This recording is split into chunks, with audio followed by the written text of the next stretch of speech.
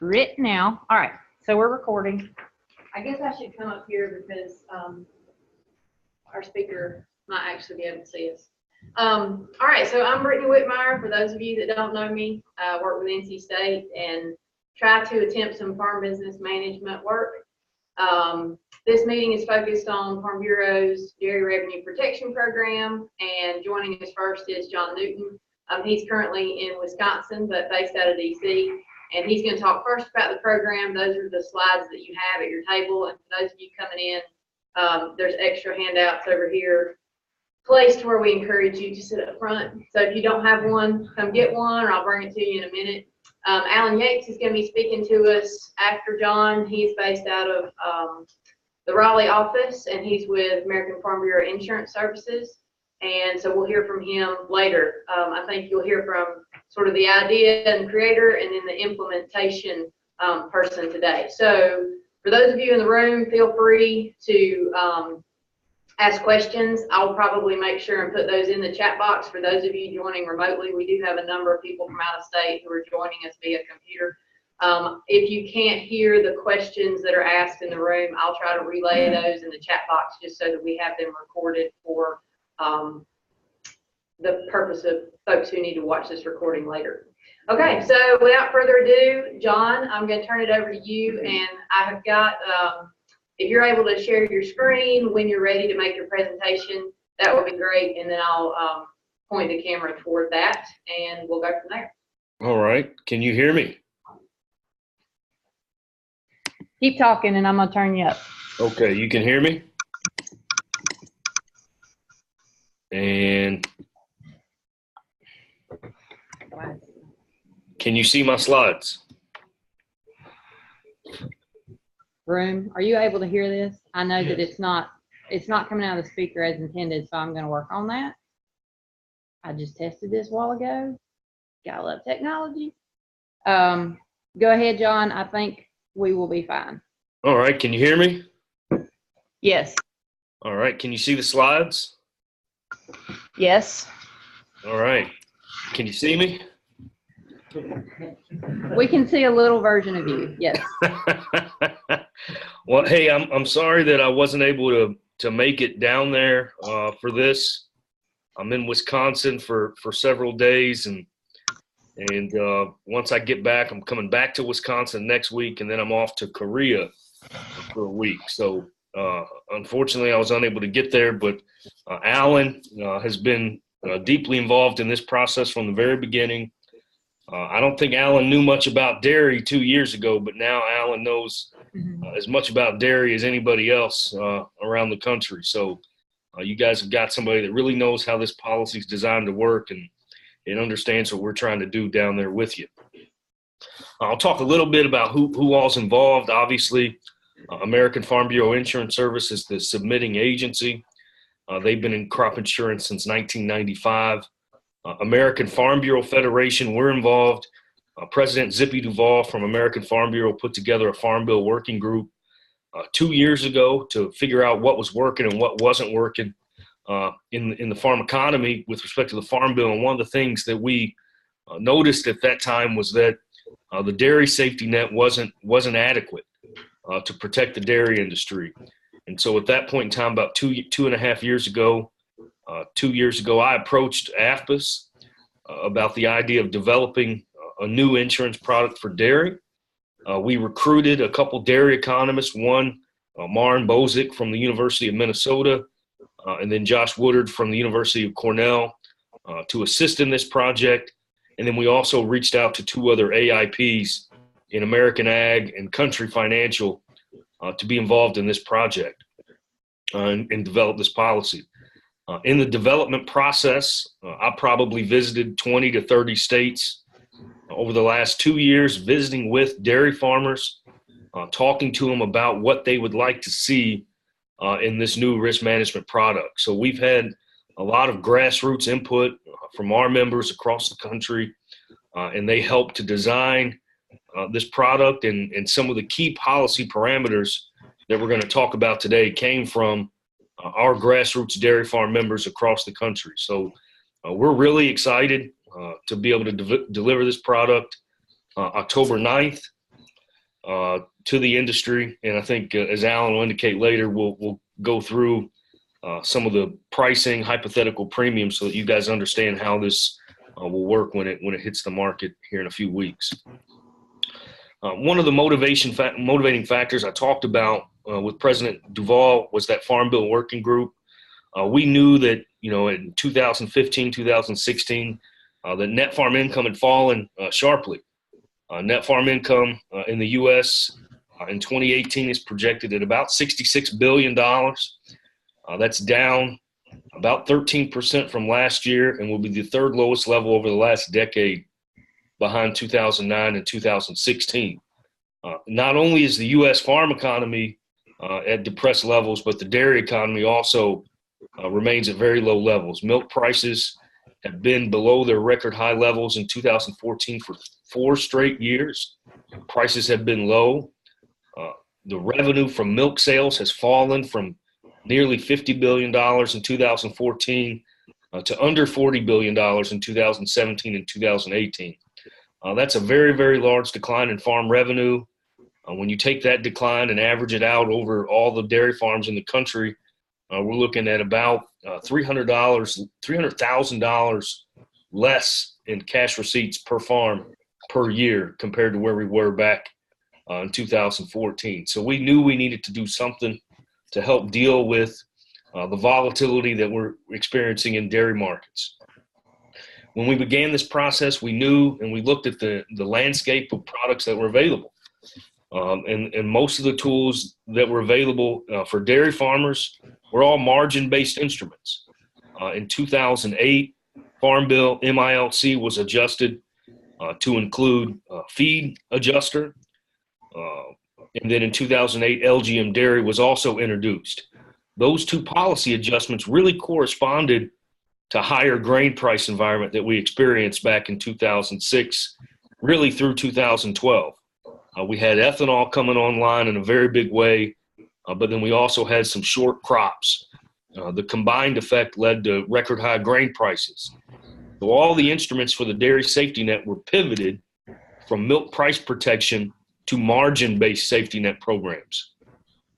And while those still have some value today, especially if we get into an environment where feed prices are elevated again, which could happen at any point in time if we get a short crop, those tools are still valuable, but we saw that there was a gap in risk coverage, meaning that there wasn't a tool available to help protect against declines in the revenue from milk sales or declines against the value of milk.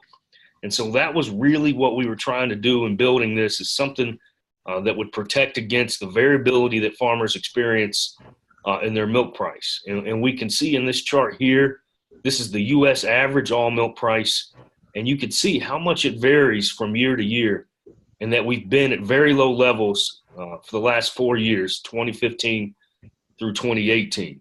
Matter of fact, this is the steepest and longest decline in milk prices that we've experienced over the last 30 years.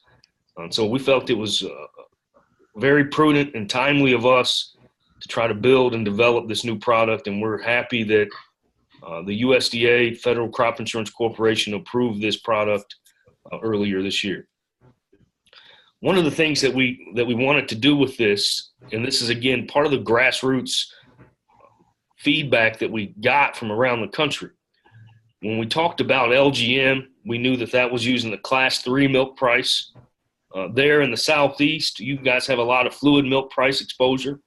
As I'm showing you on this chart here, this is the Class 1 price differential surface across the country.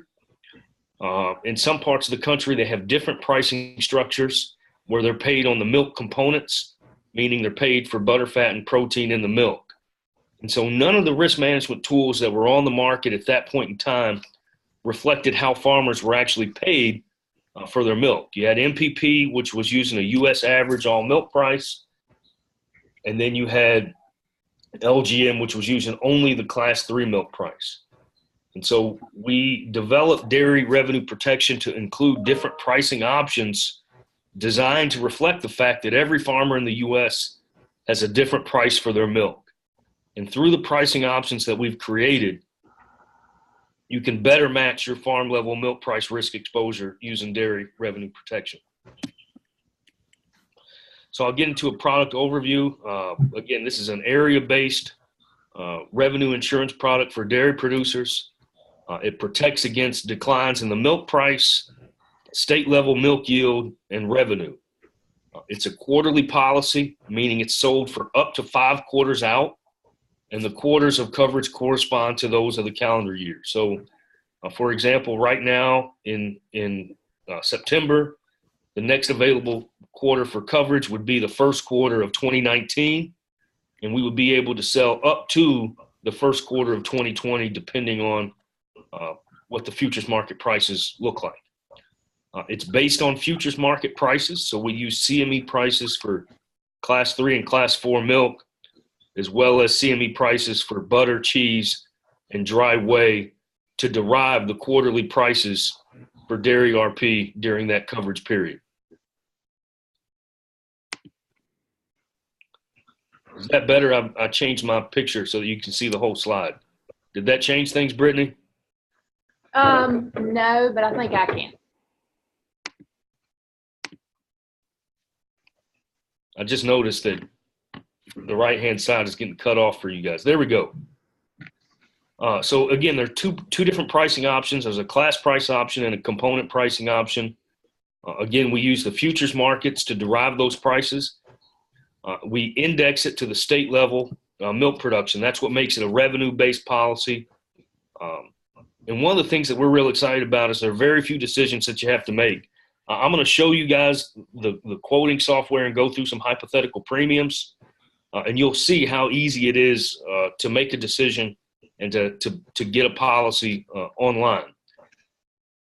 One of the things I wanted to highlight just for a moment, just how unique this is. If you wanted to try to manage your butterfat price risk, you would need to buy butter futures contracts in 5,000-pound increments to try to match the butterfat price risk and the federal order pricing formulas. If you wanted to also capture the value of protein, you would need to buy cheese, sell butter in those 5,000-pound contracts in a certain increment to try to match the federal order formulas. It's nearly impossible to do that, but we're able to do that because of the way we're able to do the rating methodology for this insurance policy. So that's one of the unique things that we're bringing to the table here is the ability to manage the price risk on the component side. I know there's probably some Jersey operations there in the Southeast that have higher component levels. And quite frankly, probably many of you have component levels that are higher than the standard 3.5% butterfat and 2.99 protein. Dairy RP will allow you to protect a higher value of milk based on those higher component levels. And that really gets into, how milk is really priced. There's an old adage, they say, that there are 5 people in the world that know how milk is priced in the United States, and 4 of them are dead. The way milk is priced in the U.S. is USDA surveys manufacturers of butter, cheese, non-fat dry milk, and dry whey. They take those survey prices, and they use a pricing formula to come up with a butterfat, protein, and other solids price. For farmers that are in component pricing orders, those butterfat, protein, and other solids prices represent the minimum price that the federal order, the minimum regulated price that farmers receive. In the Southeast order, farmers are paid for higher butterfat levels based on a uniform butterfat price that reflects the returns from their federal order pool, and then they're paid a standard price for skim milk solids, a uniform skim milk price. They're not paid for higher protein levels in the Southeast because it's a heavy fluid market historically. There have been some efforts recently to try to move to component pricing in the Southeast, but I believe the request for a proposal was recently pulled back from those folks, and we're not going to go to a hearing at this point in time in the Southeast to go to component pricing. But in the Southeast, you do have a lot of risk exposure in the Class 1 value of milk. And the Class 1 value of milk alternates between Class 3 and Class 4 depending on which one's the higher price during that advanced price discovery process. So using dairy RP and the option to use class 3 or class 4, you could try to protect against the risk exposure you face in the Southeast due to the fluid market price risk.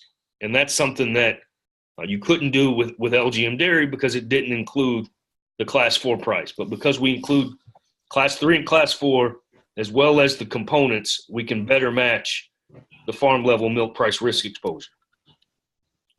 I indicated the component levels, the lines here of 3.5% fat and 2.99 protein. That reflects the standard component levels that are used to price class 1 through 4 milk. And as we can see across the country, USDA data indicates that on average, market-wide component levels are much higher than those used in the 3.5 and 2.99 standardized class prices. So because component levels are higher under dairy RP, you can protect those higher component values using the component pricing option. The way we come up with prices, it's a simple average of the 3 months in the quarter. So for example, January, February, March, we would average those 3 months and come up with the price used in the quarter. And we'll do that for class 3 and class 4. So when you go in to an agent every day to buy a policy, if you wanted to buy it that particular day, you'll have the market prices available to you, the average of that 3-month period. It's important to note that dairy RP will be delivered and sold daily. So unlike LGM, which is the last business Friday of the month, or unlike MPP, that's once a year decision, dairy RP will be sold every single day, and it can be sold up to 5 quarters out, and there's no obligation to buy more than 1 quarter at a time. And then you could choose how much milk you want to cover at each point in time. So if you have 1 million pounds of milk during the quarter, you could buy 10 different dairy RP policies for 100,000 pounds each for that quarter on 10 different days and have 10 different prices. It's designed to have that level of flexibility so that farmers can use this when they want to use it and at what prices they feel comfortable using it at based on what's in the market. So here's an example of just, this would be fourth quarter 2018 prices. Just as an example, fourth quarter, we're not selling that at this point in time because we're already very close to the fourth quarter beginning. But you can see when we capture this data, the class 3 price was $16.73. The class 4 price was $16.33. So a farmer could be anywhere between those two prices. And a 50-50 split would yield a dairy RP milk value of $16.53. So if we get a farm bill done in the next 5 calendar days, and the farm bill expires September 30th, and the new class 1 milk pricing proposal were to come into effect, farmers could use a 50-50 class 3 and class 4 combination and better capture their fluid milk price risk. The same way that we'll have prices for class 3 and class 4, we'll have prices for butterfat, protein, and other solids. Those will be posted every day. The insurance agents will have that information. And then as the farmer, you choose the component levels. So you could go a minimum component, which corresponds to the standardized class 3 value of 3.5 fat and 2.99 protein. We keep the other solids fixed. But under the component pricing option, you can scale it up to higher component levels. So as you can see, you can go all the way up to 5% fat and 4% protein. And in doing so, the value of milk in the policy increases. In this example, it goes from $14.55 to $20.07 per hundredweight by choosing the component pricing option and electing higher component levels. And this is designed to better match the farm level price risk. So even in the Southeast, if you have higher fat levels, you could use this option and try to better capture your price risk on the uniform butterfat price. Maybe combine it with a class 3, class 4 mix to try to capture some of your fluid milk price risk. So it can be bundled and used together, the different pricing options, in the same quarter to try to best match the price risk that you may experience during that quarter. There is a yield adjustment factor. That's what makes it a revenue policy. So when you choose an amount of milk you want to cover, let's go back again to 1 million pounds of milk. When we settle the policy after the quarter's over, that 1 million pounds of milk will be adjusted up or down based on state level milk production data from USDA. And it's based on the milk production per cow numbers that USDA NASS reports each quarter. So if the state milk production per cow is lower than what's expected, and the expected number is based on a model that incorporates productivity growth as well as seasonality patterns in your part of the country. So for example, let's say you have a very dry year, a very hot year, and milk dairy cow productivity is lower than expected. That would increase your dairy RP indemnity if an indemnity is due. However, let's say you have really excellent conditions, really good feed quality, and milk production per cow is higher than what was modeled, then that would reduce any indemnity. A majority of the indemnities that are going to be triggered under dairy RP, however, are going to be related to unexpected price declines. Dairy RP, because it's a federal crop insurance product, does carry a premium subsidy. 95% coverage level has a premium subsidy of 44% for 90 to 95. And as the deductible gets bigger, for example, 70% coverage equates to a 30% deductible, receives a 59% subsidy. So you get a bigger subsidy the larger deductible you take. But even at the highest coverage level that we have, it comes with a 44% premium subsidy. The largest 23 states, as reported by USDA, will have their own information. I believe this map needs to be edited to include Georgia, as Georgia is one of the top states that USDA reports. They'll be indexed at their state level, and states outside of that region will be in pooled production regions. And Alan will be able to go into more detail about those different regions. Brittany, before we go into questions, is it possible for me to go through the quota and just kind of show how it works really fast? Yes. Okay. Want to squeeze everything out of you we can.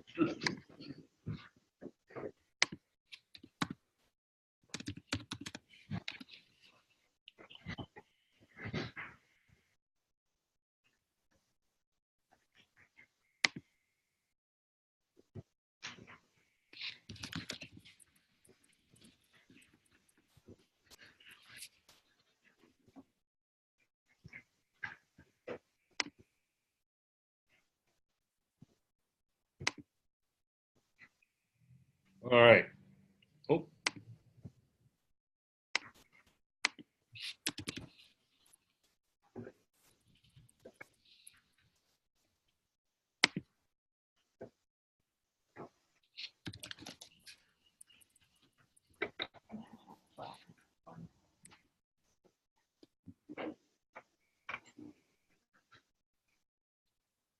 All right, here we go. And again, 1 second, John. For any of you that are having trouble hearing, come closer to me because this is where the speaker is, and this is as loud as I can get it. Also, if you're having trouble seeing, come over here closer to me. I took a bath, so I should be okay to be close to. We're going to try to turn the brightness up on that screen so that maybe you can see it a little better. Thank you, Nancy, for that. But don't feel like you can't move during this right now. Take your opportunity, going once, going twice. Come on up here and you may be able to see and hear a little better. Or not. Brittany. Yes, sir. Sounds like you got a church audience in there. I do. I'm going to pass a plate in a minute. We'll see how that goes.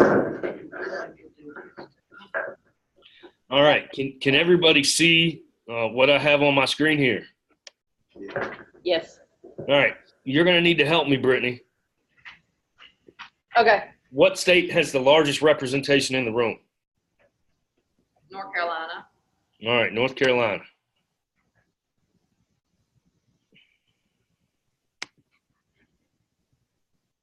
All right, so these are the prices that you have up to 5 quarters out. So let's look, if we were selling this today, let's think about, all right, we're going to cover the spring flush. How about that? Can you guys see this? I need to hear some voices, Brittany. Yes. I'm squinting, so if they say yes, then they may be lying. But that's a few of them are moving, I thankfully. can't see nothing. Nancy's zooming us in. Awesome. Here we go. Okay. I think they may be able to see better now. All right, I zoomed in. So based on the futures market prices, class 3 is 1611, class 4 is 1571. That's the 3-month average for the second quarter of 2019. The same way, we have the 3-month average for the first quarter of 2019, the third quarter of 2019, and the fourth quarter of 2019. We also have the component values for each of those quarters based on the 3-month average of prices. So let's just look. We'll go to the first quarter of next year. So the first decision you need to make is what pricing option to use and what quarter you'd like to cover. So let's just say we're going to look at the first quarter and we're going to go class pricing option. The second decision is how much milk do you want to put, how much weight do you want to put on class 3? When we're in a fluid market, I'll say, okay, maybe class 3 is going to be the class 1 mover. I'm going to put 100% on class 3. So now we've got a $16 value of milk. Everybody see that where I've highlighted it? Yeah. Brittany, can you see that? Yes. Okay, $16. Now let's say we're going to cover 1 million pounds of milk for the quarter, but we don't have to. We could cover 100,000. So I'll do 100,000 pounds of milk. So the expected revenue is $16 times 100,000 pounds to get $16,000. Everybody see that? Mm-hmm. Now you choose a coverage level, anywhere between 70 and 95%. So 95% coverage has a premium subsidy of 44%. So you take that 95% times the 16,000, means my revenue guarantee for that first quarter 2019 on 100,000 pounds of milk is $15,200.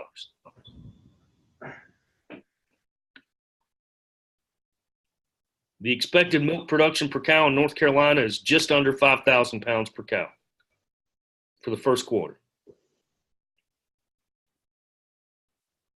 I'll show you how the model works here.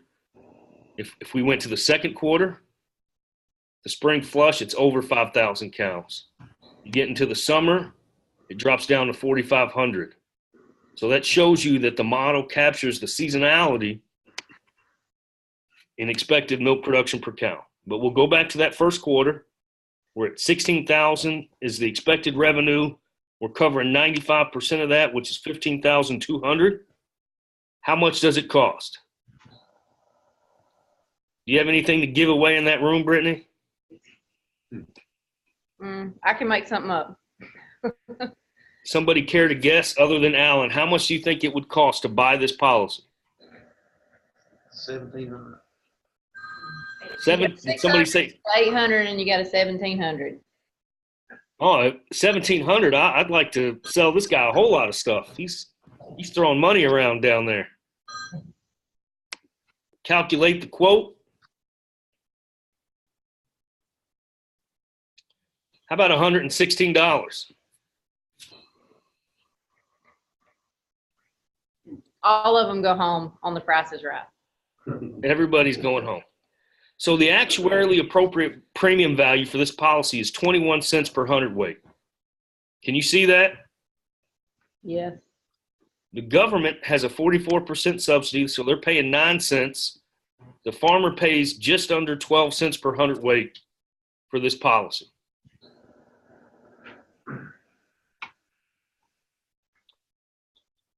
Now you could do a what-if analysis.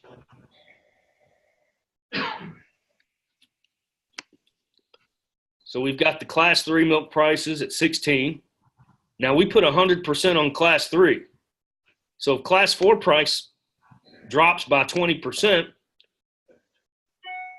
which means your butterfat values dropped, you don't get an indemnity because you're all on class 3. Well, no, your class 3 price would probably drop too if butter drops. But if class 4 were to fall dramatically, it would not trigger any program payments, any insurance payments, because you are 100% class 3. Does everybody see that? But what if class 3 were to fall? Let's say we get another round of tariffs, or we don't finish the NAFTA deal. Let's say class 3 were to fall by 10%.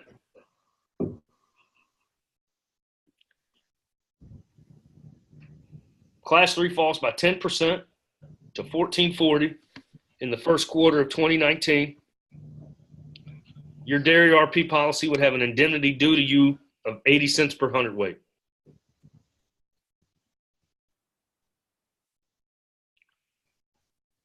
You paid $116 or 12 cents a hundred. Your indemnity is 80 cents a hundred. Now, let's look at how this yield adjustment factor works. Let's say that we had really excellent weather and animal productivity increased a little bit. You see how the indemnity goes down as the milk per cow goes up. So the indemnity is a little bit lower because the milk per cow has gone up and we've increased that milk production volume.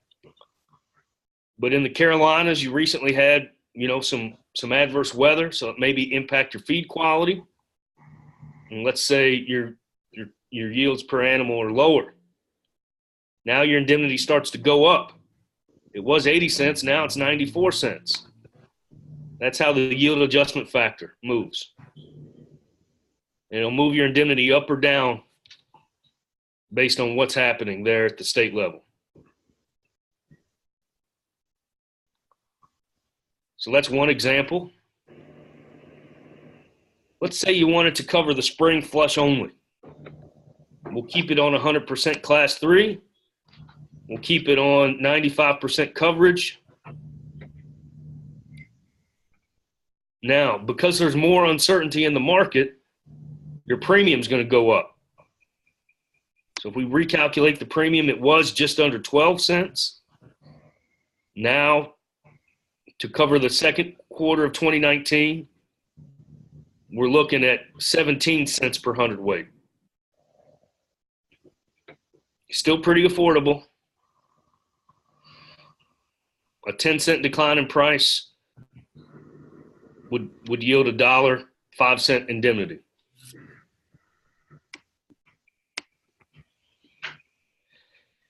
Like, what's important to note is, what if you buy this and prices go up? Does that mean you have to sell at $16? It doesn't. And I've had a lot of folks ask me in recent weeks, why would I buy this policy today to lock in a loss? And what you're doing, if you buy it, you're preventing additional losses. So you're getting that peace of mind that, well, at least if prices go lower, this is my floor. If prices go higher, you pay your premium, but you get the higher prices from the market. And that's the way an actuarially appropriate insurance product should work. I think another thing that's important, let's say we buy that second quarter, April through June. My premium down here is $171. Brittany, when do you think you'd need to pay your insurance agent for that policy?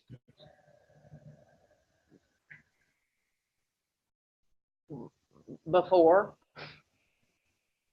You wouldn't need to pay for this until July of 2019.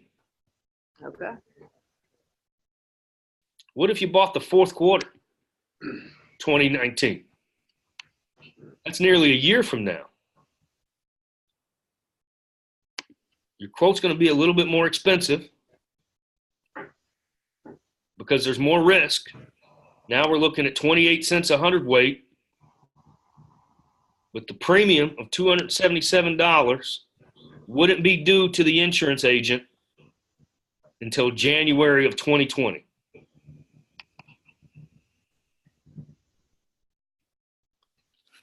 I'll do a component pricing option real fast, and then I'll turn it over for questions if that's okay. So under the component pricing option, right now, the class 3 value of milk is $16. We're very close to $16 right now here because we're using 3.5 butterfat and 3% protein. What if you scale it up and you say, we have 3.85% butterfat and 3.1% protein. The value of milk in the policy went from $16.02 to $17.09. What if you had 4% butterfat and 3.2% protein?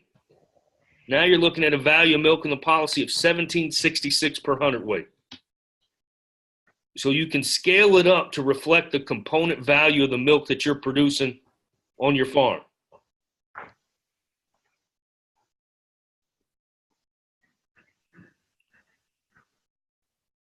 I'll do the same coverage options, recalculate the quote. Because there's more liabilities, the premium's going to be a little bit higher. So in this case, it went from just under 12 cents for class 3 only to about 15 cents for the component pricing option. Alan can walk through you guys with different what-if scenarios. But I think the important thing to highlight is that this will be available every day. We've designed it to be very intuitive and reflect what happens in U.S. milk markets. We've designed it to be flexible to dairy farmers. Like one of the things people have asked me is says, well, if I cover 1 million pounds of milk or 100,000 pounds of milk and I only deliver 90,000 pounds of milk, what happens? And so Alan can kind of talk through that, but there are some measures in place to make sure that you deliver a certain amount of milk or have certain component levels that match the policy that you purchased. So we put those mechanisms in place to make sure that people are using this as intended and aren't over-insuring. With that, Brittany, I'd be happy to take any questions that folks may have from the audience. And for those of you joining via Zoom, I've encouraged you to type your question in the box or at least just put a note there and I can unmute your mic from wherever you are and you can ask it yourself. For those of you in the room, now is the time. We're going to lose John probably in about 20, 25 minutes because he's got another obligation, but he's with us. He's with us now if you need to shoot a question. Yes. And The mechanism behind this that they're really buying a put option, the government subsidizing the cost of the put option. can you hear that, John? I may have to get the questionnaires to come up. Was the question, is this a government subsidized put option? Yes. Effectively, yes. And the answer is no, for a number of reasons. One, it's a 3-month quarter, whereas a put option can get you a single month. Two, a put option has the ability to exercise early and get out of it. This is not something you can get in and out of. Three, it's out of the money. So a put option can let you get a strike price that's at or in the money. Those are some of the main differences between this and futures market, in addition to the fact that there's a quantity level of risk that we're also protecting that put options and futures or forward contracts don't provide.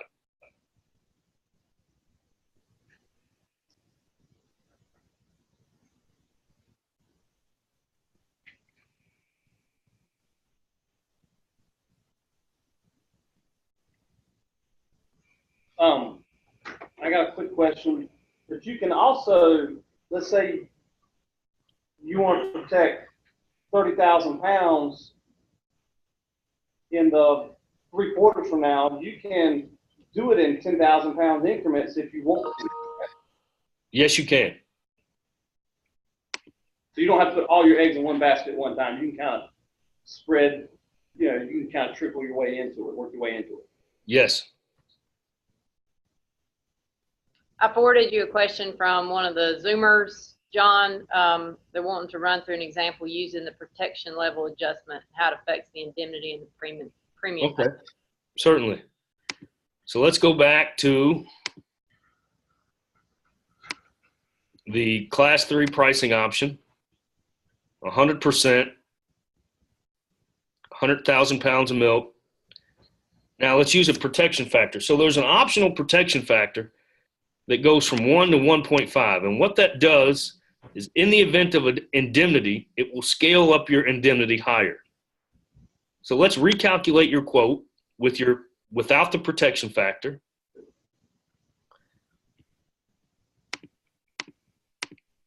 $0.17 for the second quarter. All right. Let's say we have a 10% decline in price. We're looking at an indemnity of 90 cents per hundredweight. Now, if we had that optional protection factor of 1.5, that means in the event of a price decline that triggers an indemnity, you'll get a bigger indemnity. So now it went from 17 cents a hundredweight for the policy. Because the liabilities increased, your premium's gone up to 26 cents. But that same 10% decline in price now yields an indemnity of $1.36 instead of 90 cents. So it allows you to scale up the indemnity in the event of a loss by using that optional protection factor. The reason for that is because farm level milk production variability is much higher than what you observe at the state. So research has shown that the use of these production factors will allow you to better match your farm level revenue risk. Does that answer the question, Brittany?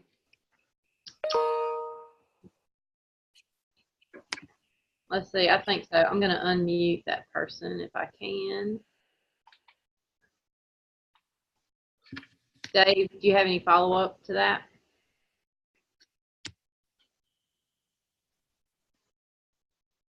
Nope, that's satisfied. So any other questions on the Zoom end or in the room? I think if that's more or less the same, subsidized if they'll be. You got a question about the comparable subsidy for LGM?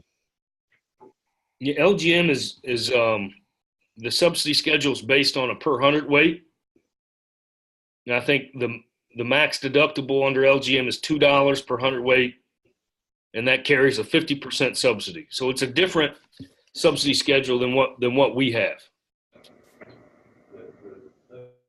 The premiums that he showed quote, they seem are very similar to the LGM premiums that I've experienced over the last year or so.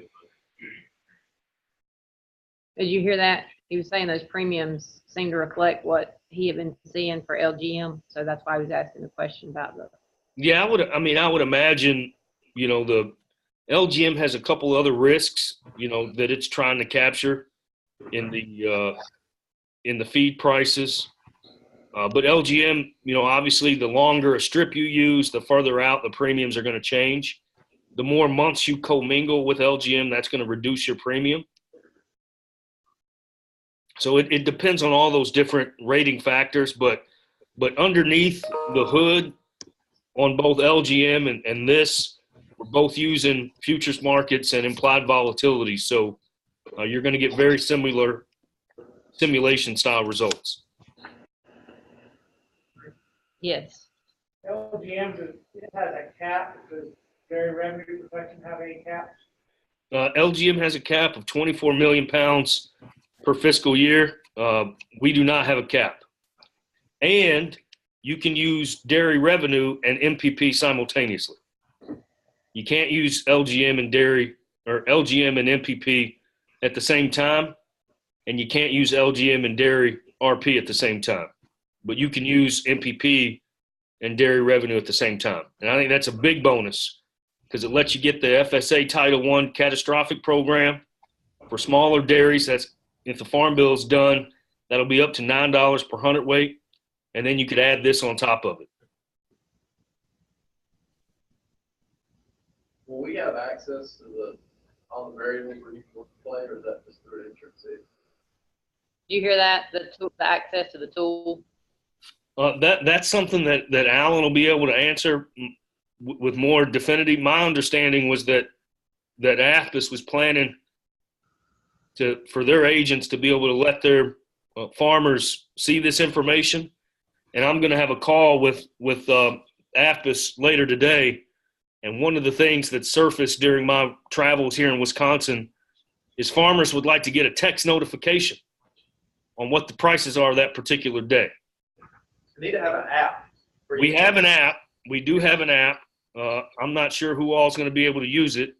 But, yeah, an app or a text or something like that to deliver that information timely to folks. And I'll talk with AFPIS today and raise that very concern. So the limits on volume and on your multiple component factor, as I'd understood it previously, is it 85% of the volume has to be delivered and 90% of the components? Is that correct? Alan's in the room. He wrote all that. Alan, is that right? Yeah, that's correct. And what's the penalty, and what's the method for determining that, and what is the penalty if that's not reached? The method is going to be to use your producer payroll records to verify that. So if you just take your milk check in, that should be sufficient. And Alan can discuss in detail what the penalty is for that. Yeah, we'll get into that a little bit. Okay. Yes. So a state like Texas growing at 6% a year in production, will those guys participate in this at all? Did you hear that, John? Texas is growing at 6%. And are their producers likely to participate? My phone's ringing off the hook from folks around the country that can't wait for this to be available. So I would anticipate that you'll have people all over the country participating. But are they not penalized by the fact that area is growing in production?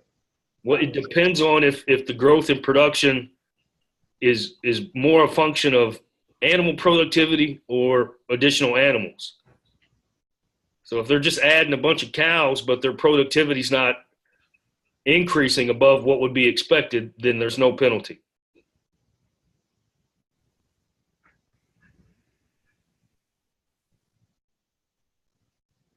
Historically, has the model that formulates, obviously it would vary some depending on what your fat and protein was, but if you pick a high protein and a high fat level and you look at a history of a 5-year period or 10-year period or whatever you want to look at, has there been more volatility in the end price when it's formulated through the multiple component pricing structure as compared to a class 3, as it relates to the mover? Which way has had more volatility if you look at it historically? I haven't done that research to answer that question.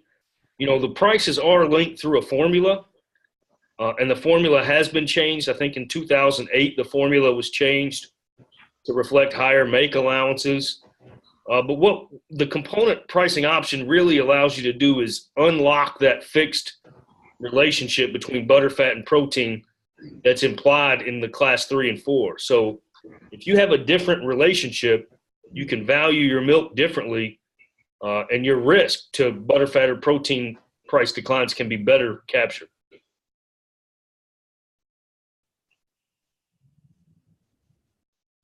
on the little window where he works through examples, if I can choose any level of production that I want to, what's the strategy of being able to pick a different coverage level from 95% to, I understand that affects the premium, but so it can also affect the premium using the amount of milk. Did you hear that, John? Could you repeat that? Yes. So the question is being asked regarding strategy on picking coverage level, which is right. Is that what you're- When I can pick any amount of production that I want, are those two things interrelated? So coverage level and premium, I guess, is what he's asking in terms of strategy. So the coverage level is not really about how much milk you want to cover. It's about at what point of a revenue decline do the indemnities begin. So effectively, if we just say milk production's fixed, a 95% coverage level would mean the insurance triggers at a 5% price decline. A 90% coverage would be a 10% price decline, so on and so forth. So for example, if we had $20 milk and you took a 70% coverage level, that means you need a $6 decline in the price of milk before you'd see any indemnities. If you took a 95% coverage level, you're looking at $1 decline in price before you see any indemnities. Does that make sense? Yeah. So if I produce 1 million pounds a quarter, but I only cover 500,000, I just have to produce at least 90% of 500,000. Yeah. So if you produce 1 million, you're golden. You're fine.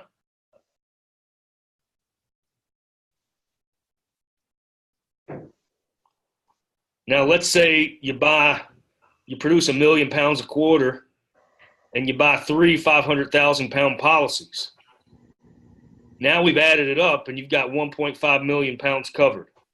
That's more than you delivered. So Alan's going to talk about what happens to you when you do something like that.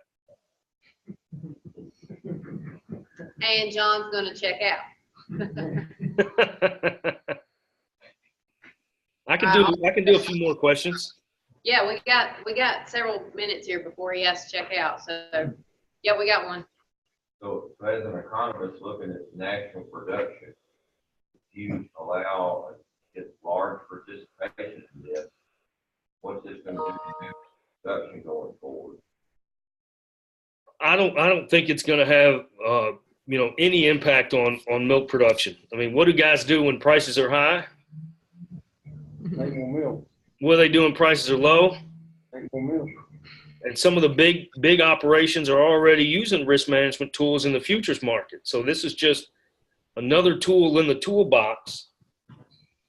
I don't think it's going to have a statistically significant impact on milk production. We're expected to produce 250 billion pounds of milk over the next 10 years. I think what's more likely to impact milk production or whether or not we have some sort of milk diversion program or supply management style program come online. And that's something that is a separate conversation from this.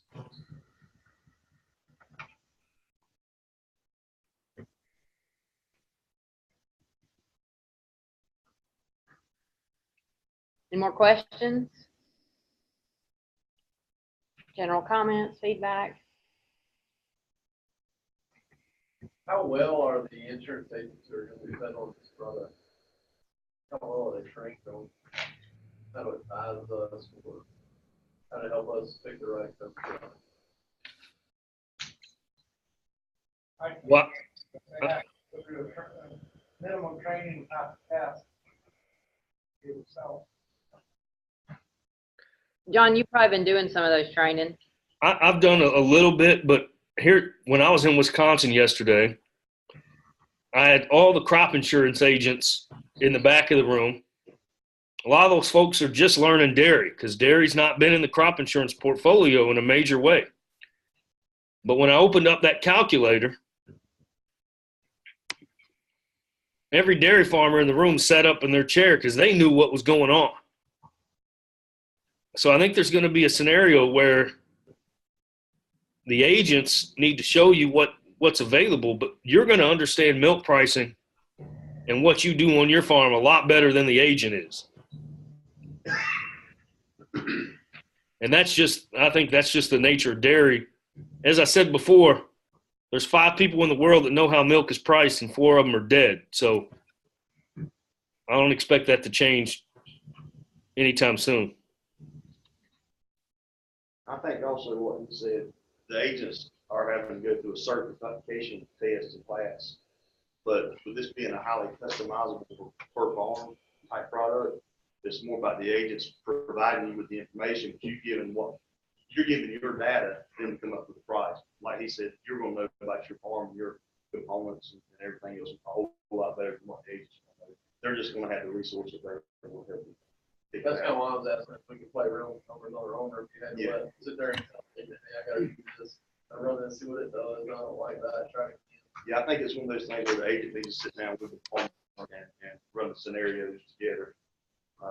It sounds like Alan will address that shortly as to who, what, when, and where that tool will be available to do that sort of Is it fair thing. to say the agent's more like a broker than an agent? Probably depends on the agent. If you've got one that's, well versed in dairy. Well, like he said, this is brand new to the agents as well as y'all. So, I mean, it's a learning process together. I think they're going to have to, depend on the farmer to get the input. And as they do more and more, have more and more experience, they're going to become better versed and advising based on area farms, not just your particular farm. Yes, sir. What do you recommend people, most of us are new at this, how much jump into this to begin with?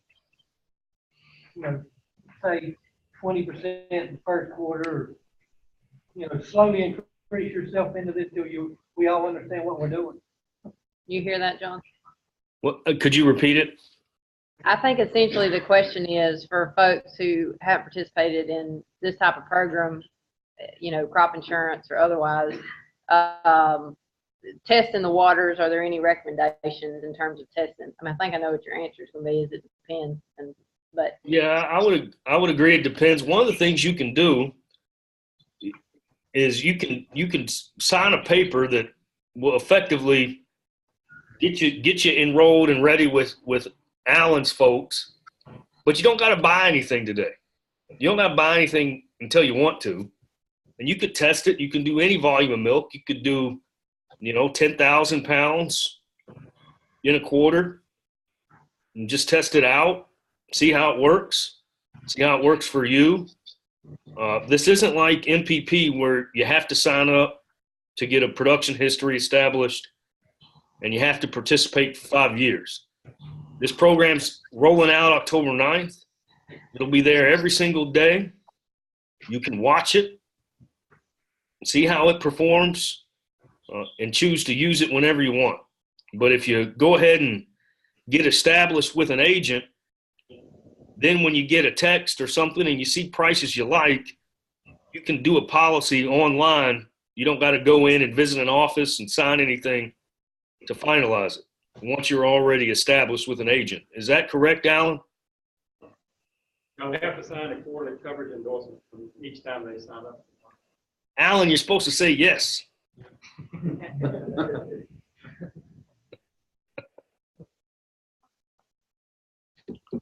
okay. Up here in Wisconsin, they got it to where everything can be done online once they establish an agent.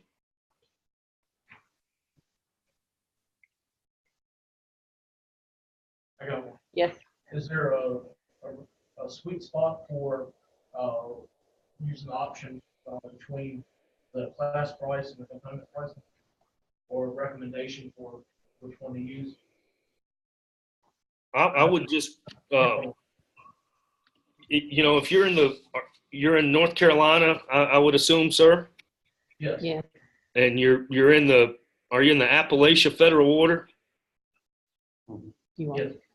So I think your prices, you have a uniform butterfat price. You don't have a protein value, so you're not paid for higher protein levels. So you may, I don't know, Brittany, how to try to detangle that with respect to the skim fat pricing orders versus component pricing. But there are folks in the Southeast that have high component levels whose milk crosses folks on the road coming into the Southeast, and they're leaving the Southeast. We know. You say you know that? Yeah, we know. Okay. There for a group of folks who have participated in a program that was built for component pricing to look at profit margins, there are some factors that may be able to borrow, run some numbers, but probably the most effective thing is going to be to sit down with that tool and run scenarios across, because it really, it's going to depend. If it's a farm that has particularly high levels of components, it may be worth looking at that component option. But like John said, it's not where prices aren't incentivized by that right now for our area. So anything fat's going to drive that, and that's going to be captured. It to some extent depends on how much you're looking at it as an insurance policy as compared to a speculative policy. That's what your strategy is. Well, I would encourage folks to think of this as an insurance product and not a speculative tool. I think that was one of the problems with MPP is they looked at it as a speculative tool, and how much is this going to pay? And when it didn't pay, folks were very upset.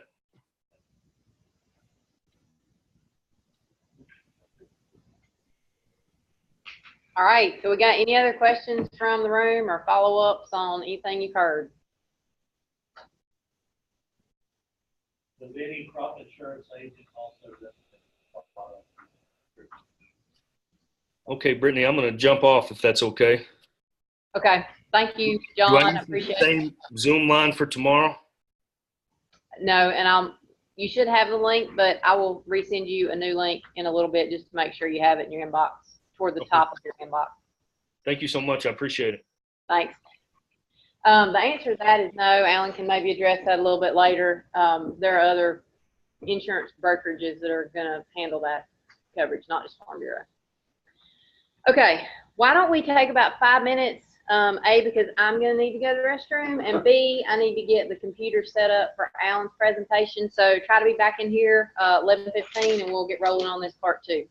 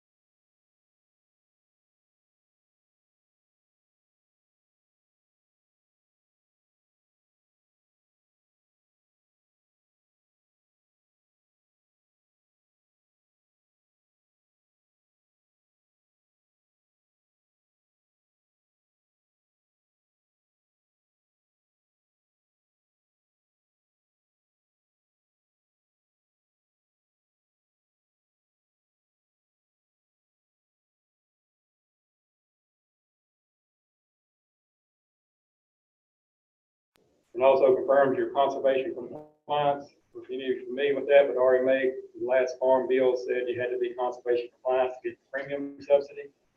So if you're not conservation compliant, then they will, you'll have to pay all the you don't pay any premium subsidy. So you definitely want to know that before you start going out and buying it. And you do get to, we can figure that out pretty quick once you sign up. And if it happens to be any beginning farmer ranchers, I don't know if they have a whole lot of those in the dairy business. I didn't think we had a lot of those in the other businesses, but they come out of the woodwork. They came up with I think it's like a 10% more subsidy or something. And so you got more beginning farmer ranchers than we ever thought we had. Are you clicking on that? I'm not sure. We'll just roll with it. If I get too far behind, you say. You're supposed to have control of it, but seemingly I do. So. All right. On the application, we made it very simple. You know, with LGM, you got to come in with all your records and all this stuff and try to produce records. And I said from day one, you got to make a decision today by 9 o'clock. You don't need to be dragging a shoebox full of records. You just got to figure out what's going on. So no records up front. But we do recommend that the agent gets records from you up front to verify that your name is correct and your share and all that stuff, and make sure the records are acceptable. But we don't require them to come into the office or be verified in any way, because you can insure whatever you want to, and you're limited, have to produce within 85% of what you signed up for. So that's that kind of regulates itself. But on the loss end, then we require records to come in with a loss. We'll get into that a little bit later. Go to the next one. All right, acceptable records. It's always a big question. I think it's pretty standard most places that everybody has a pretty formatted record standard. I think the government, even or state regulation, people set up standards as how they want the records to show. But when we put in the policy that your record has to show is it will cost your name, address, your grade A identifier signed by a duly constituted regulatory agency. That means you got to be a grade A producer. If you're not a grade A producer, you're not eligible for this product. And then the payroll number will similar identifier the producer. We created this. I think there's a payroll system. I don't know if y'all use that or not. Googled it and it says they use, it's a software program dairy people use. It's like 37% of the industry uses it. So at the last minute, I throw that little similar identifier in there in case people are not using the payroll system. And then your record should show your daily and total pounds.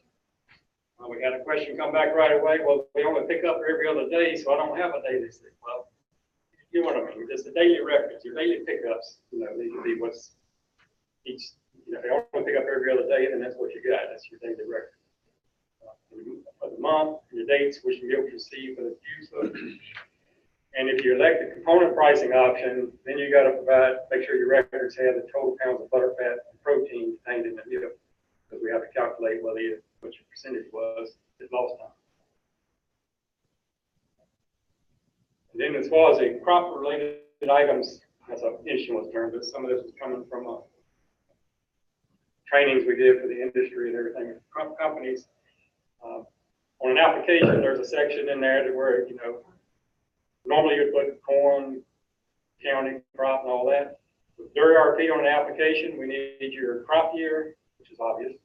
Your state, county, crop is milk, and plan of insurance, dairy revenue protection. That's pretty much what's on the application. Plus, there's other substantial beneficial interest stuff the agent has to gather from you, questions and different things. But that's the meat of it. Go ahead. In county, we've got we're trying to figure out how to define a county. I guess people have been rewritten several hundred times by now. Basically, it doesn't matter because it's all the counties in the states covered. But the government likes to have, like a congressman will call in, how's this product affected my district? Well, they like to be able to tie a county to it so they can do some data mining and say the producers in my district have gotten X out of this product.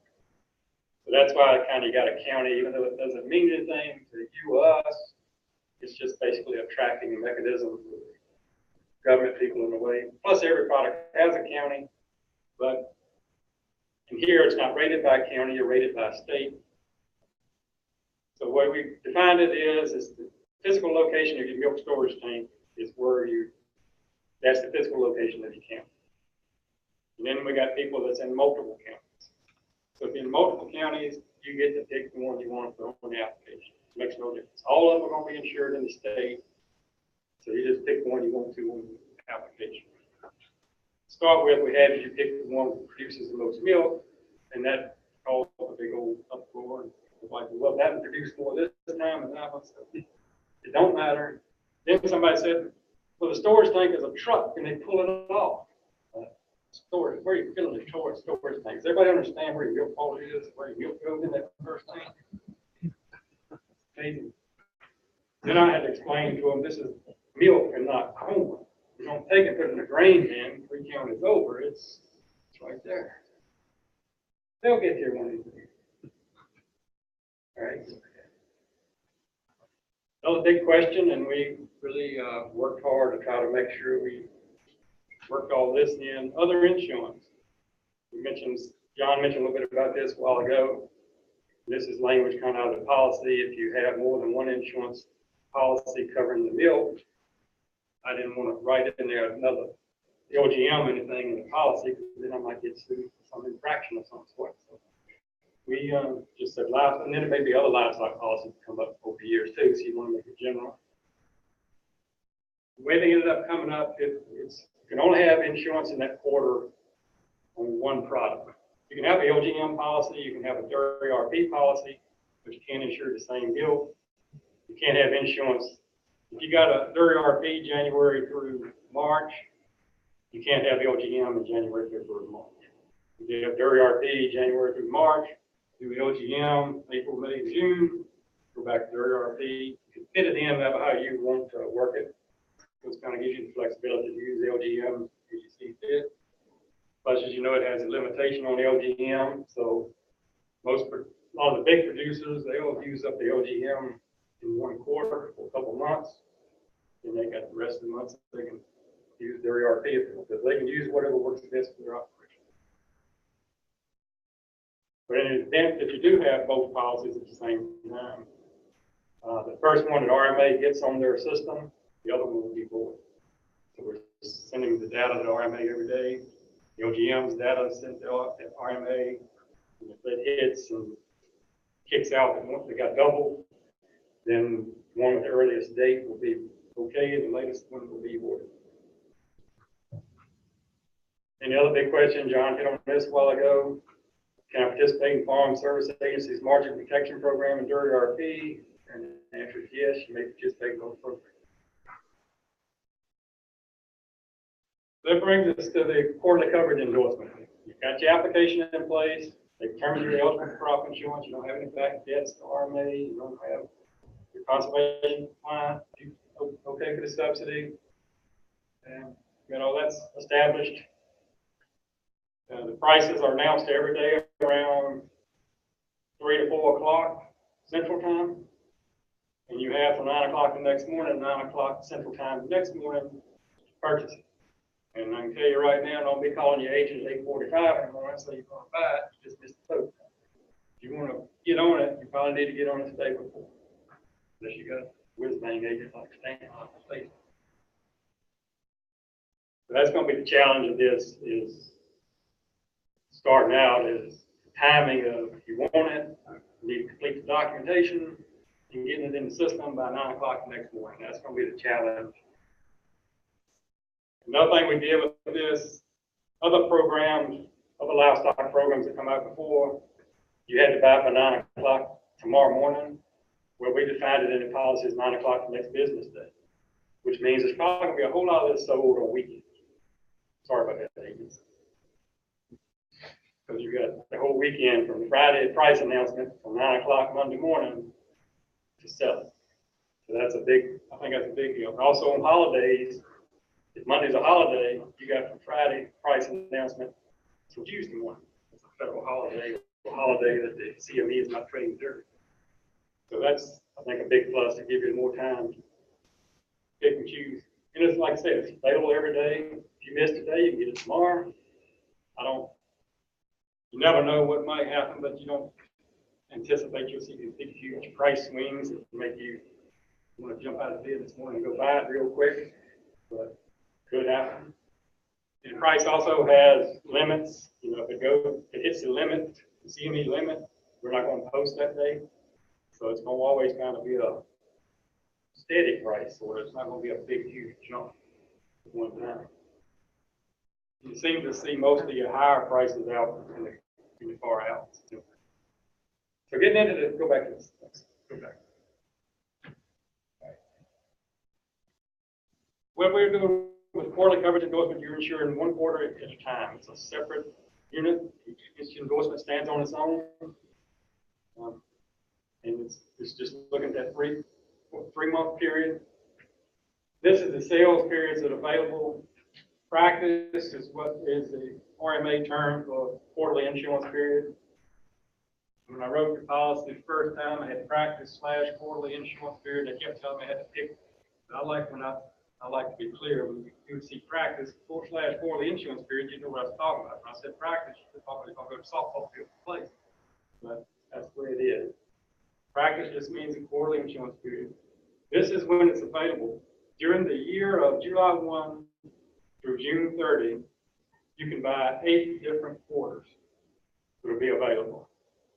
This product, you can buy a quarter at the end of this in June 16th and June 30, and also between May, from March 16th to June 30, you can buy all the way out to the July to September 2020 quarter.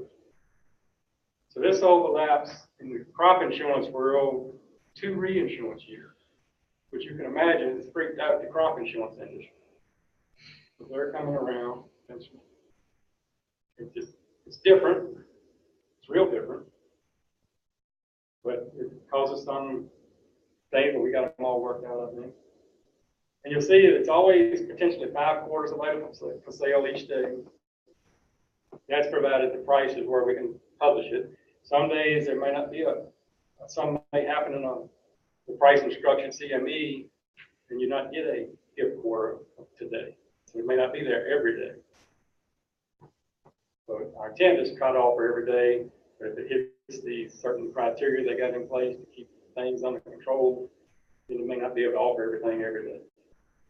With that said, I would make sure if you are really wanting to buy some coverage for a given quarter, before that quarter stops selling, each quarter stops selling 15 days before, like on the 15th. That's the last day you can purchase before the quarter starts. If you wait till the 15th day and it happens to be a day that we don't publish a price for whatever reason, then you may have missed the boat on getting one. And also, when you get that close up to the quarter starting, the volatility and the chance of prices swinging a whole lot is probably not that great anyway. Something you have to watch. But just be aware that if you wait till the last day, there might not be a price offered. We also don't offer prices on days that the milk order prices are released or the milk production reports are released. There's no prices released those days because the trading is usually a little bit squirrely those days.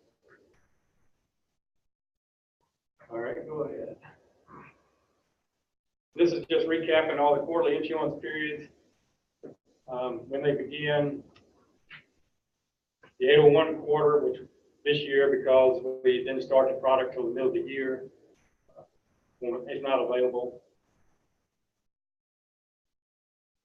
First quarter you'll be able to purchase this year will be the quarter 1 of 2019. And then, as he said earlier today, we set the billing date to be when the 25th day after the quarter ends. Most crop insurance companies, they send their bills out on the first day of the month. I would anticipate this will be going out on the first day of the month, just like all the other things do.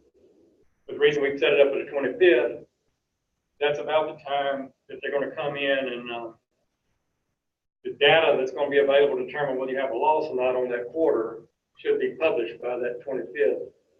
And then if you ended up having a claim, may pay your premium. You don't even have to come out actually pay the premium to claim things. So that was the idea of trying to it into that. If we made it the first of the month, the quarter ends, then you've been charged interest the first day of the next month. So this gives you a little more time to get your paperwork done, your claims information back to us, get the claim paid if you're due.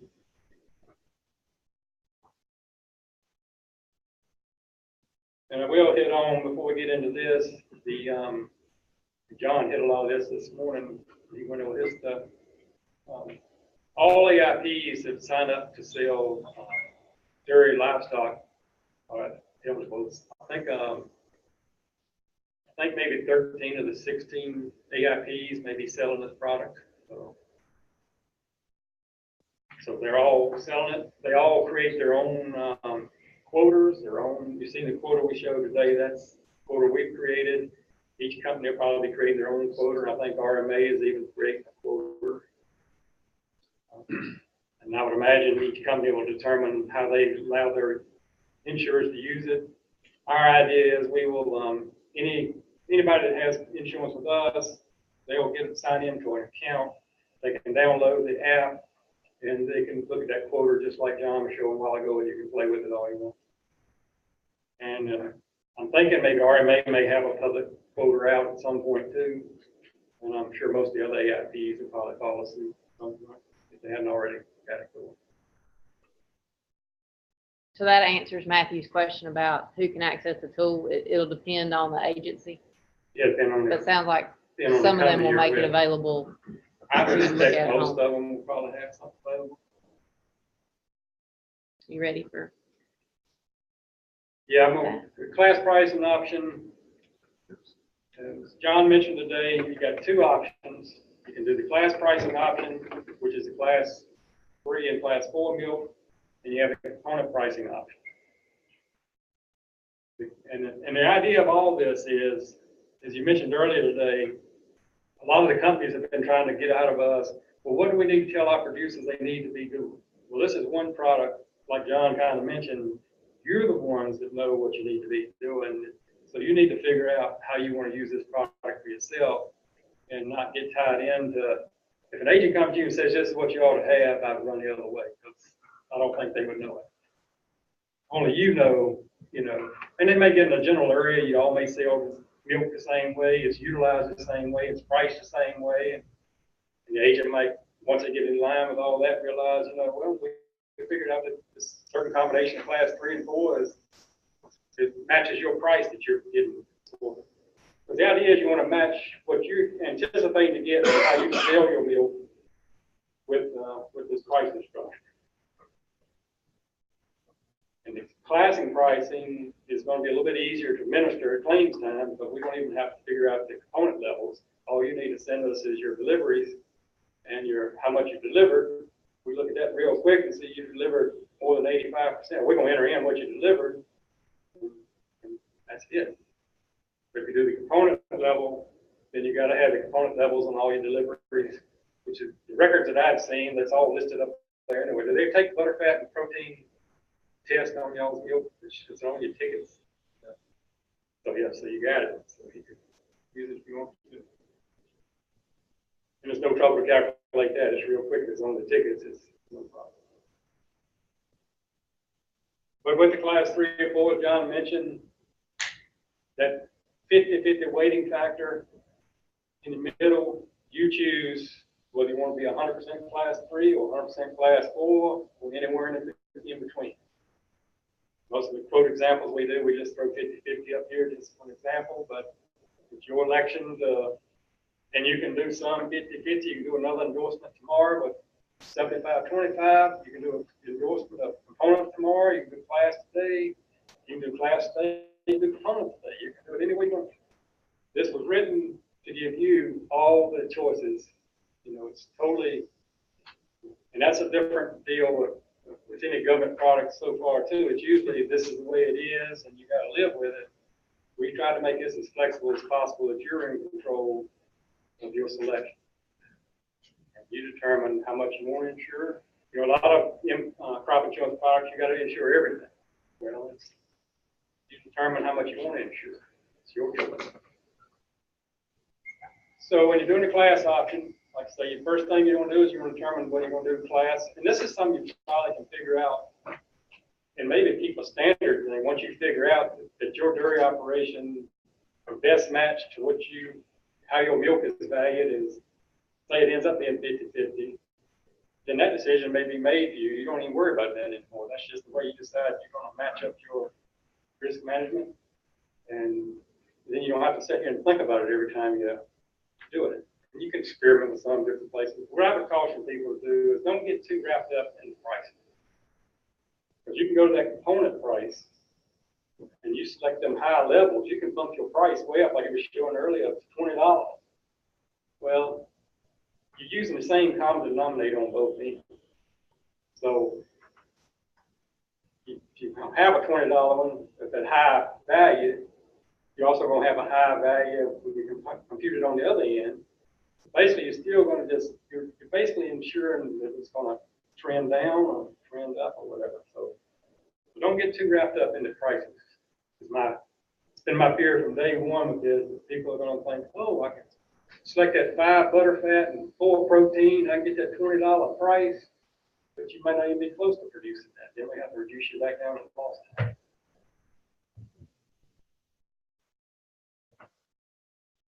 All this was slickly put out on his on the quoter he gave a while ago. I just kind of want to go through some of these examples, explain a little bit more about some of this. What's highlighted in blue is the decisions you have to make when you decided you want class price off, what percentages you want for that. The next thing you got to decide is how much covered milk production. Oops. So you can determine how much you want to put in there. And that's in whole pounds.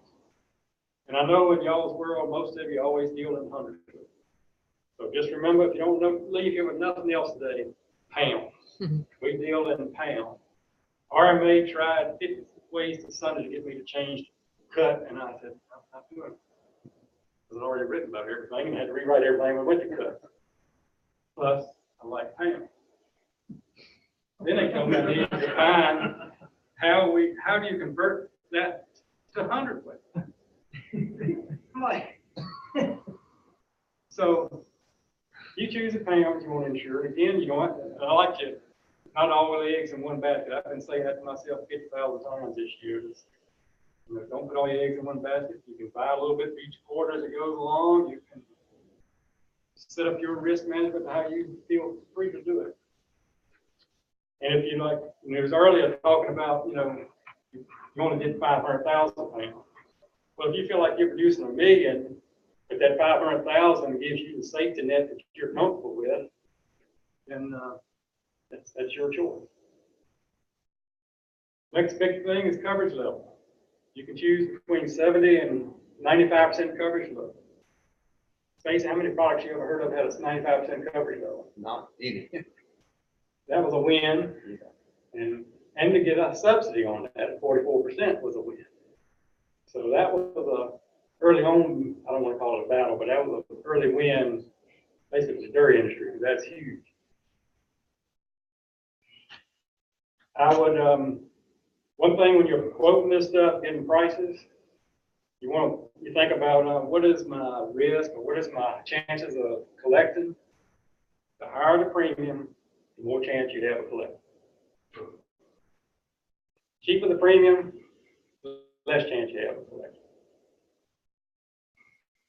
We've run some things on this 70-75% coverage level. If the prices are today, if it's depressed, you would probably never, ever collect at 70-75% coverage. Unless the price went to like $30 for some odd reason, then you might have a chance. But just, I would focus on the higher coverage levels, 5% deductible, like looking at it that way. As he mentioned, he did a good job explaining, price only got to move 5%, then you potentially may have a claim. If you're down at 70% level, you got to move 30%, and that's a huge jump. So just keep that in mind. And then I can see those coverage levels if you're playing out the further quarters and you have a good price. 90% may be a better thing to look at, but it's all up to you to look at. I would remember the higher the premium, the more likelihood of having a indemnity. The protection factor, that's pretty common in all area-based programs. It originated sort of out of those area plan, corn crops, soybean crops.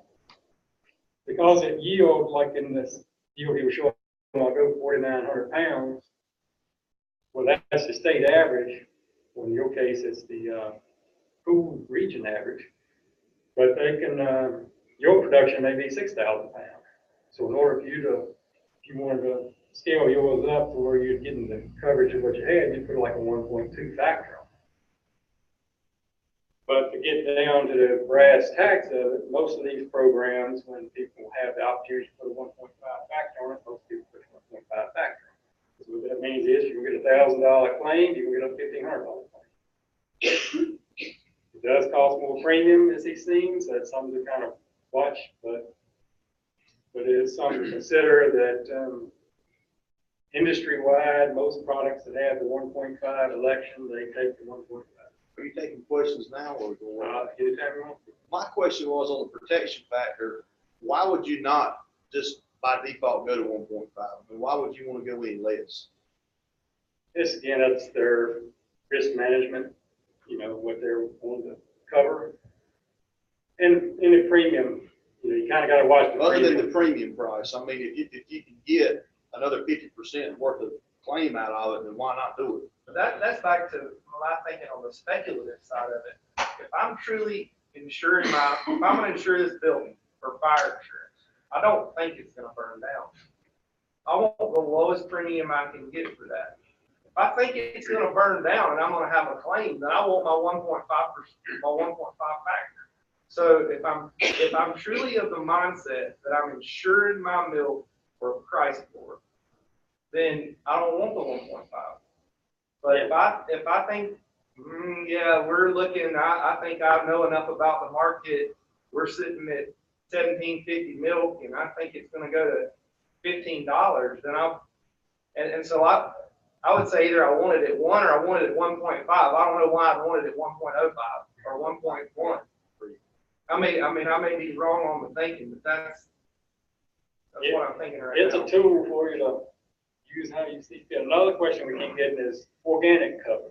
Well, you can insure your milk, but we don't have an organic practice. We don't have that high inflated price.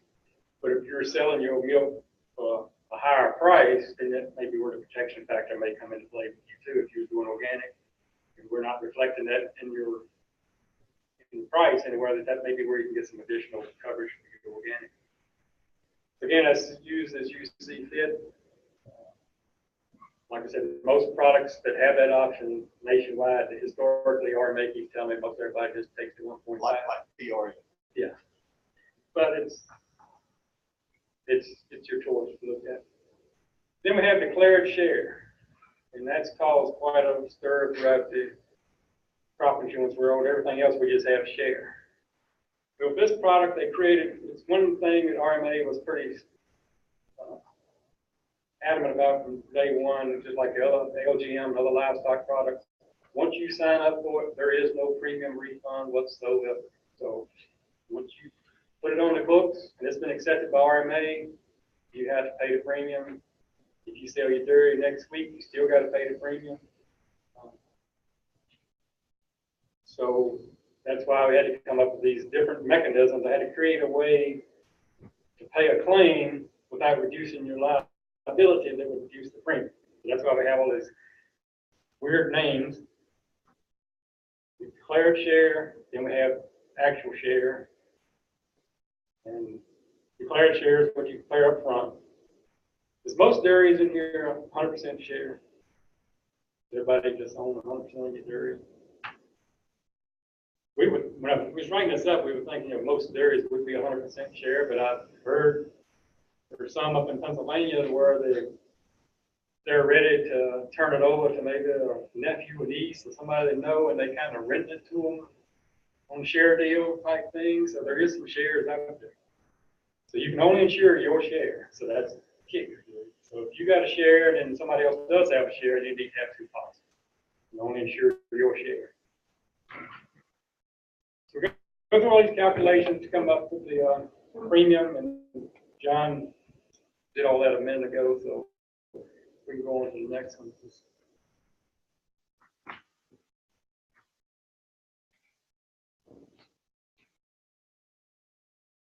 All right, go ahead.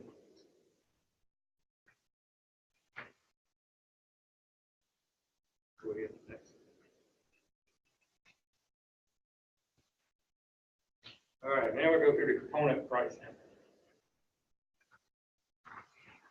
Component, you made the decision you're gonna go to the component route. You got to make a decision on declared test pound. You got butter fat. The range is 3.5 to 5.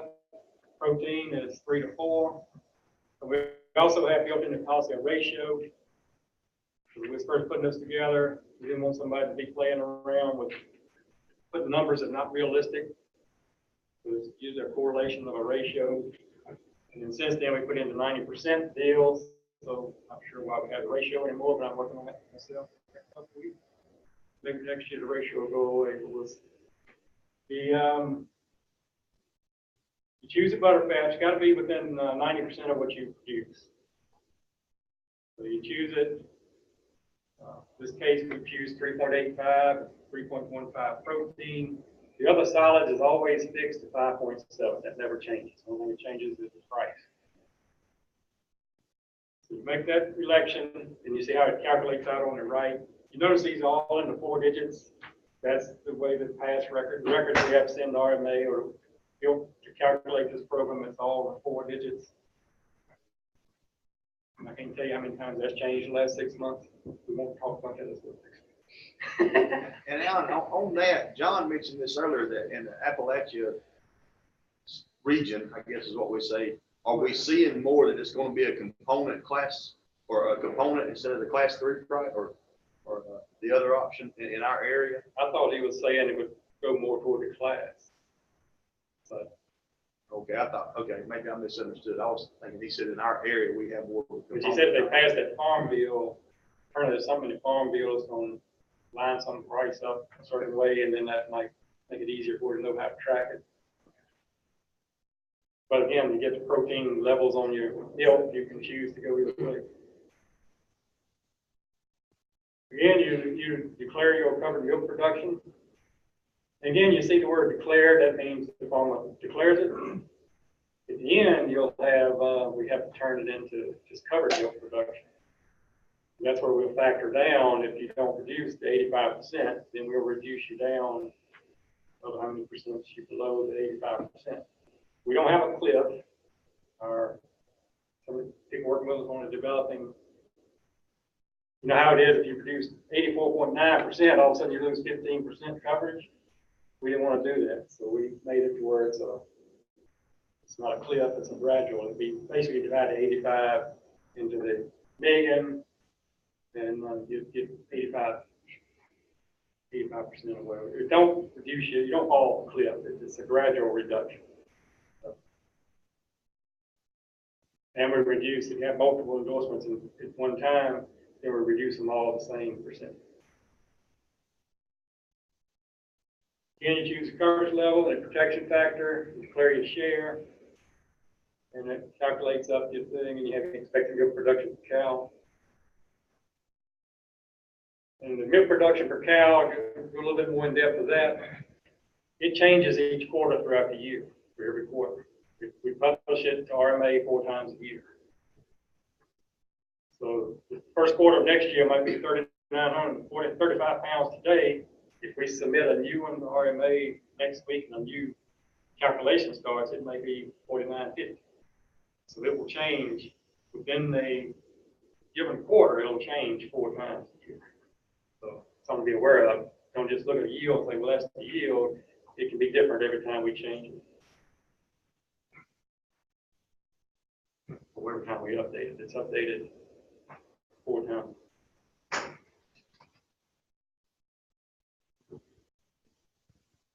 All right, we'll go ahead to the next one.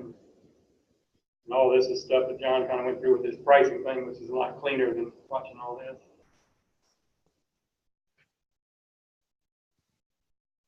Roll on. All right, now we're coming to an indemnity We know how we're doing indemnity. When we, when a claim is sent, I mean, if the quarter is over, somewhere around the 20th, 25th of the month after the quarter is over with, we will send the RMA, here is the data, the RMA sends it out to all the companies, here's the yield data, here's the price data. And then, just like we do other area plans today, we will calculate whether you have a claim or not internally. And what we're planning to do in our company, if you don't have a claim, we'll send out a letter saying you didn't have a claim. If you do have a claim, then we're going to send you what we call some of that.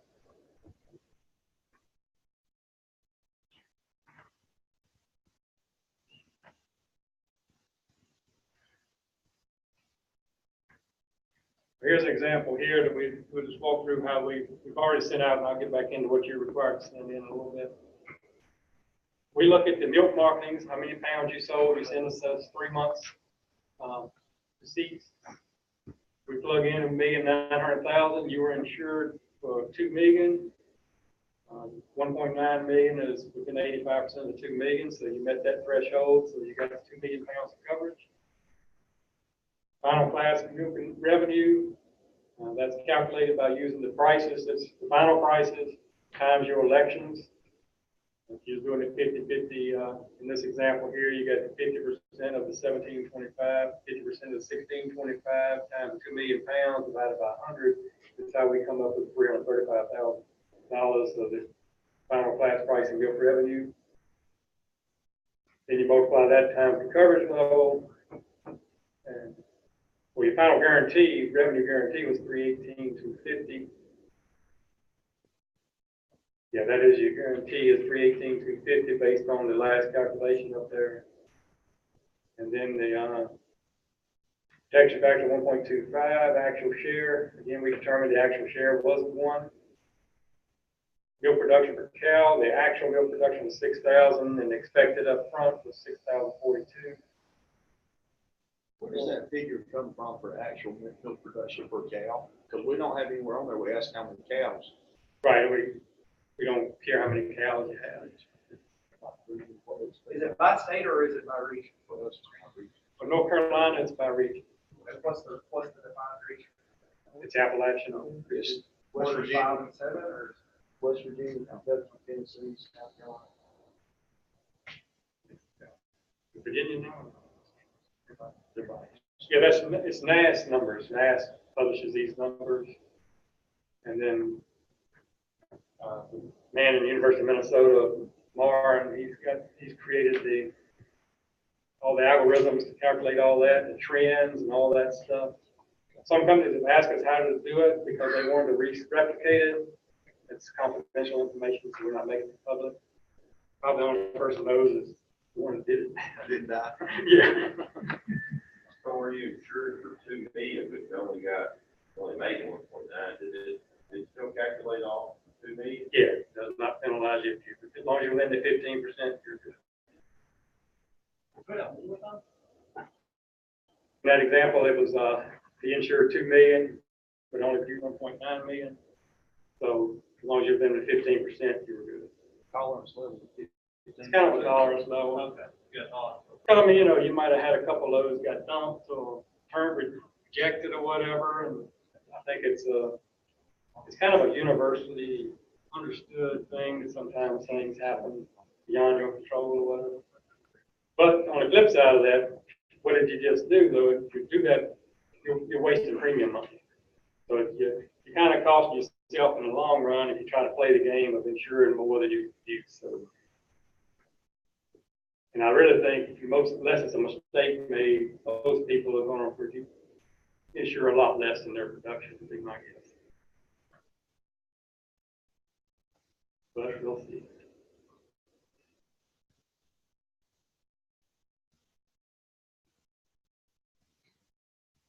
Yeah, those milk production cow that comes out from NAS numbers, and they calculate it, and then like I say, the expected changes 4 times a year. So watch when it changes. So don't just think it's the same thing all the time. And it changes for each quarter, each time it changes. All right, go ahead, next one. And here's the class price, milk revenue one.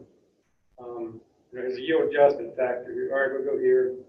So the final price came out at 14 and 13, so that's how we determine your final revenue is basically the final price comes out, and that's determined by AMS pricing. Your upfront pricing comes from the CME, forward trading averages. The final comes from the the Marketing Association, whatever, American Marketing Service, whatever they call it, AMS. So that's where those prices come from. And if they come out lower, then we're going to multiply the prices that come out times your same elections to 50-50 or whatever. So either way, you're going to be trended the same way. The yield adjustment factor, John went through a while ago, how that affects you. And usually in all our examples, we always just show a little bit of a 99 or 98, but I'm sure there's times it could be 95 or 105. So you should see how that works out down the road, how the actuals change. And in some states, it changes a lot more than others. I guess it's hot, cold, extra hot. You know, it change. All right, go ahead. And then basically what we do, we determine your actual milk revenue is the term we use to determine what to count against your guarantee.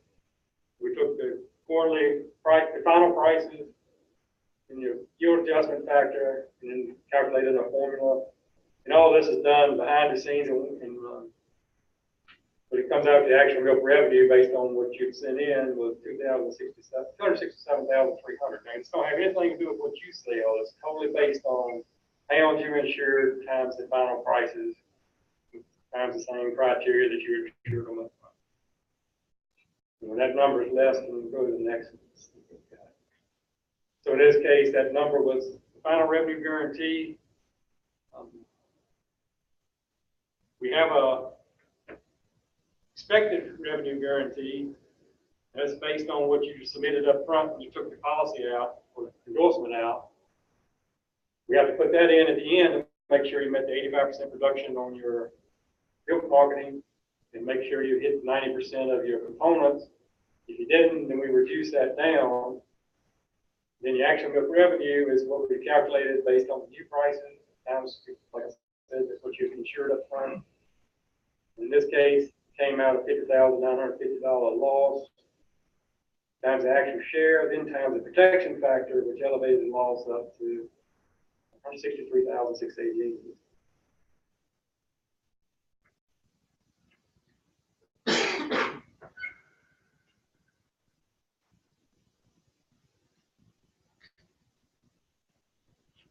Do we have any kind of time?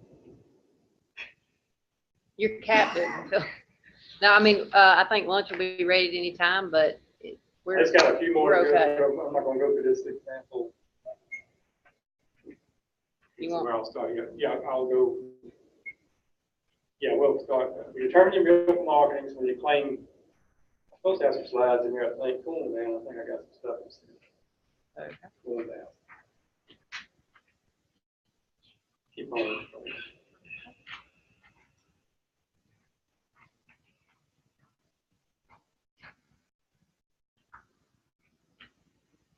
John's already went through this, so just scroll on through all this.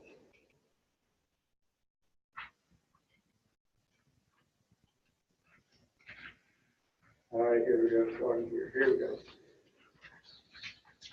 This policy covers loss due to natural causes of loss. It does not insure against death, destruction of dairy cattle, or any loss of damage whatsoever. Basically, just insure the bill. Go ahead to the next one. All right, at the end of the day, when the quarter's over, like I say, we've got the 25th of the month, 20th to 25th, we'll have all the data necessary to determine whether you had a claim or not.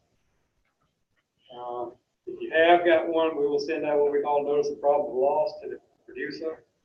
And it'll have on there your expected revenue guarantee and what we calculated your potential loss to be, provided you can provide the records to support it. So we'll send it out to you. And in order to receive an indemnity, then you must return that to us within 60 days. So the quicker you get it back to us, the quicker you can get your money. So we'll submit. So it's not like other policies where you have to let us know if you have a loss. We're going to let you know if you have a loss. And you're going to fill out the, we call it a milk production worksheet. It's basically got 3 or 4 lines on it where you put pounds you produced each month. If you don't have it, if you're doing a class pricing option, you enter like the pound produced each month in 3 blocks, and they would total it, sign it, send it back in, you're done with it. If you do the component option, then you need to put down, go further and put down your component percentages and send that back to us. So we're trying to make it as user-friendly on your side as possible. And go to the next one. And then you return that to us with your milk production worksheet. And this is what's going to be on the notice of probable loss. You return your marketing records to us also for those 3 months. We don't need the whole year or anything, just the 3 months we're paying on. When the notice of probable loss goes out, we'll have on that expected revenue guarantee, the actual milk revenue based on how we calculated it. And it may have or may not have the total is different. Then the protection factor, declared share, and probable indemnity. So you'll see when we send it out that you may get $10,228, provided you have the production to prove what you insured. Then with the milk production worksheet, you'll need to send that in with us along with your actual milk deliveries. We'll go ahead to the next one. And what you'll put out on that is the month, pounds of milk sold total, and if you do the component, average butter fat test and average protein test. You send in the records to back that up, and then it goes into the home office. Another thing we do with this policy, there's no adjusters involved. We roll this by mail, we send it to you, you fill it out, send it back into the company, and somebody in the office will double check the numbers right quick, enter it in, and hopefully it'll get paid pretty quick. Now we will, pretty sure our company, if we have to do reviews, if you're a conflict of interest, or if you have a $200,000 claim, then somebody probably have to come out to your farm and do a review. It should be a matter of, looking at your record, that sort of thing, nothing major. That may be the only time you see an adjuster. The other time you may see one is if we have someone we can't get in touch with or we just don't hear from, then we may get an adjuster to do some follow-up from the adjuster and agent. We're going to do everything we can to make sure you get paid if you got money coming to you. So, and maybe when you might see an adjuster. But other than that, the program was not developed to use an adjuster. That was another big win for this program when we put it together. And again, it's acceptable records. Again, they need to have this information on it. Questions came in. Does anybody in here bottle their own milk? We have a few people that bottle their own milk, so they don't really sell it or deliver it anywhere. And we've made the determination that if that's the case, then the person, they are their handler. As we have in the policy, not records from your handler, so they are the handler. So they provide us records of the name, address, the grade identifier, and total pounds, daily pounds, and month and milk is produced or whatever. Then they comply with this, and if they do it in the milk component, then they got to show us the butter, fat, and protein. So as long as their records show us the required criteria, they can be insured. Again, we're trying to make this as broad and usable to everybody as possible.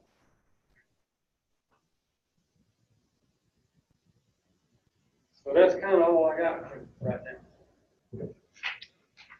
All right, so anybody got questions for Alan? He'll be here during lunch, which is ready for us out there. So, but while we're still in somewhat organized fashion, if you got any questions, let's hear those. Check with the folks. I got one question. I don't want to stay too long because I don't want to be the guy that everybody gets mad at holding up from lunch. But that fifth quarter option, why would we want to buy that far out, or why would we not want to buy that far out? I mean, because if the higher price comes out, then the guarantee's not going up. It's just to lock in the floor.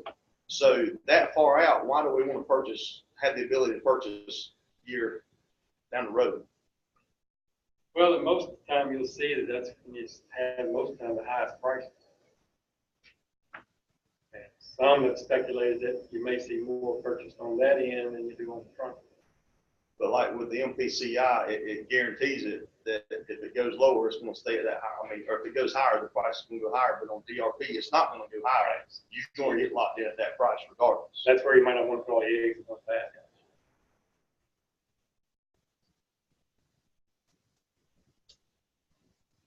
You may have.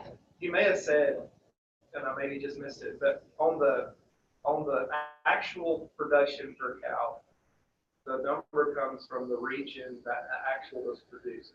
But on the expected, where does that number come from? Same thing.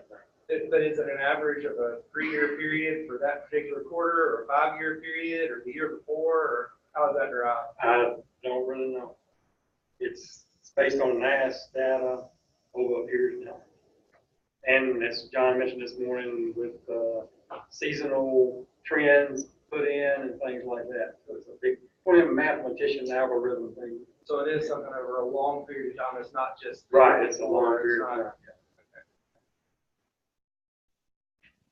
So on the logistics of pricing, if I can't go in at like lunchtime and say, all right, I want to price it today.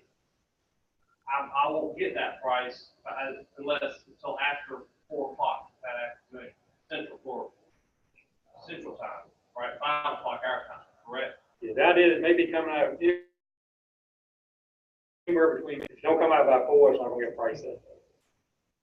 So, and that's central. Oh, so would it still let you work with yesterday's price? No, once the market opens, it shuts off yesterday. So you can price it anytime that day, and then so you basically have when the market opens again to price. When the market closes, we publish today's price. And you have till the market opens again tomorrow to purchase that price. Okay, so your only window to take action is from 5 to 9. Okay. 5 to 9 a.m. 5 p.m. to 9 a.m. Or all weekend.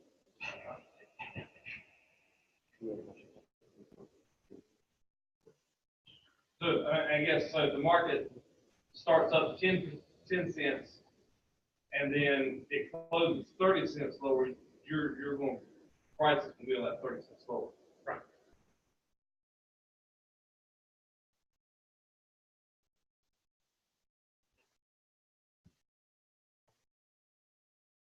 And again, it's published every day, so if you miss today, next day comes along. Not the end of the world.